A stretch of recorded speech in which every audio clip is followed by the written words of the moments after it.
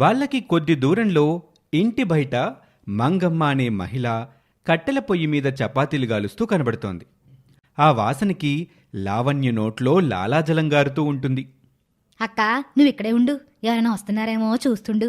నేనెళ్ళి నీకు నాకు సరిపడా చపాతీలు తీసుకొస్తాను అని చెప్పి లావణ్య నిలబడిన చోటు నుంచి నెమ్మదిగా దిక్కులు చూస్తూ మంగమ్మ దగ్గరికి వెళ్తుంది.